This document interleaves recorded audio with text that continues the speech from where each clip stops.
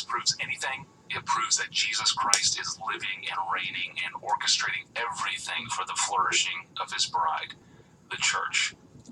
This means that Jesus is not dead, and he's not absent, and he is certainly not boring or predictable. Jesus can turn any circumstance around. Here's how John Piper explained it in a 1991 sermon on the conversion of Paul. Now, what I want to happen in this message is that your heart would be encouraged from the truth in this text that Jesus is alive and that he turns things around. That's the phrase I want you to take away. Jesus turns things around. Or another way to put it would be, I want you to go away with a kind of open-ended expectancy about your heart, your mind, your personality, your family, your work, your world, your city, your school, that Jesus turns things around. That believing in the Jesus of the book of Acts means believing that he breaks in and turns things around. I think one of the most debilitating, one of the most devastating feelings in the human heart is fatalism. What I mean by that big word fatalism is that it'll never change. I won't ever change. She won't ever change. My kids won't ever change. My job won't ever change. The city won't ever change. School won't ever change. The world won't ever change. Abortion won't ever change. You name it. We're stuck with it. The powers are too deeply entrenched. We're just going to have to gut it out. It ain't going to change. That's fatalism. And I think that's an attitude that Jesus doesn't like at all, because it's kind of practical atheism. It doesn't reckon with the God of the book of Acts who comes in and changes things. I think the message of the book of Acts is that that is not true. Fatalism is not true. I think that's the message of the book of Acts. Jesus is not dead. He's not silent. He's not disinterested. He's not weak. He is alive. He is powerful. He butts in and he changes life. He works new things. He does not like being put in the category of a boring, predictable person. He's not boring and he's not predictable. He is full of surprises. Jesus changes things. He turns things around. Churches, nations, families, personalities, peoples, enslavements. He changes. He turns people and nations and systems and problems around. He reverses things. Let's look at it in the text. The persecution that we're about to see the end of here began back in chapter 8. Verse 1, it says, and on that day, that is the day when Stephen was killed, a great persecution arose against the church in Jerusalem, and they were all scattered throughout the region of Judea and Samaria. But Saul, verse 3, Saul laid waste the church, entering house after house. He dragged off men and women, committed them to prison. And I can imagine, had I lived in that church in that day, that tiny little beleaguered church compared to the huge Roman Empire, and given the average human personality of not being a hoper and an optimist, I would have said, well, this is just the way it's going to be. The Romans are against us, Pilate. The Jews are against us, namely the Sanhedrin. The priests are against us. They empowered Saul to have these letters to go and drag people into jail. There's just no hope. It's too negative, too dangerous. There's nothing but persecution all around. It's been this way for quite a while. It's probably going to be this way until the Lord comes back. And so there's really no sense of hoping that things might turn around. That's the way we tend to be. There are a few wonderfully, chronically faith-filled hopers around, but not many. Most people are given to seeing the darkest side and the most pessimistic view on things and just conclude it's not going to change. And the book of Acts is written to show you that that's not true. That is not true. Jesus is alive. He is almighty. He is infinitely wise, infinitely creative, infinitely resourceful, and he intrudes into this world and he turns things around. That's the message, I believe, of the book of Acts. He is not, and he dislikes being thought of as boringly predictable.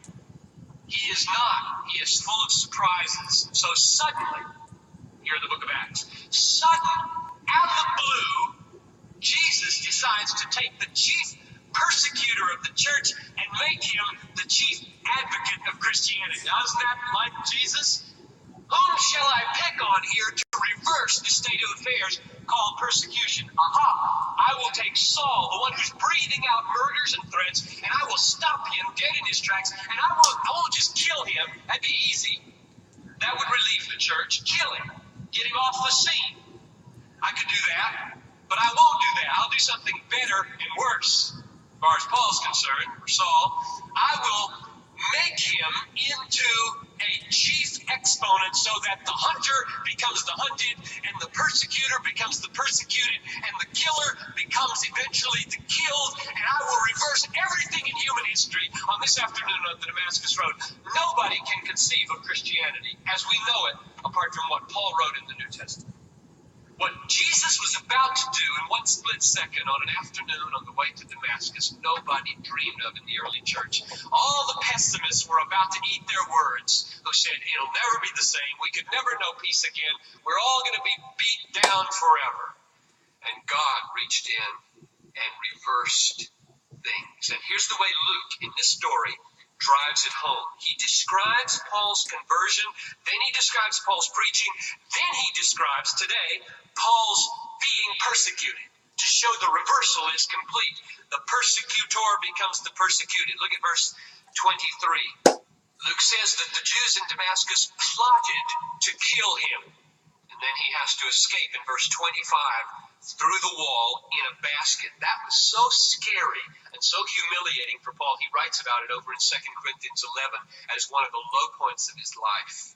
Then in verse 29, Luke tells us that the Hellenists, once Paul gets down to Jerusalem, are also seeking to kill him. So the hunter is now the hunted. And to escape this time, he has to be sent out of the country on a boat to Tarsus. And the upshot of this dramatic reversal of one man's life is a dramatic reversal of the whole scene in the church life. Verse 31 of our text. So the church throughout all Judea and Galilee and Samaria had peace and was built up. Nobody would have dreamed of it. It wasn't going to happen. We were on a downward spiral to trouble and persecution and scattering and violence. Get yourself ready, pull in your belt, brace yourself. Trouble forever. He changes it. Jesus decides, I'm not going to let it be that way anymore. I'm going to bring peace for a while upon the church. And he takes Paul, turns him around, and changes everybody's attitude towards the church. No more persecution. Strange. Just keep your antennas up, brothers and sisters. Jesus is doing things in this world in Senate court hearings and in all kinds of movements. He is doing things you never dreamed he might be doing in your life and in this world. And today, he's just as alive as he was then.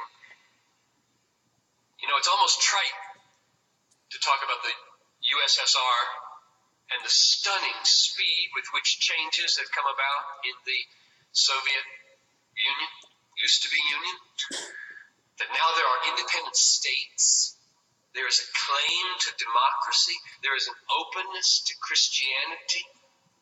Who would have dreamed 3 years ago?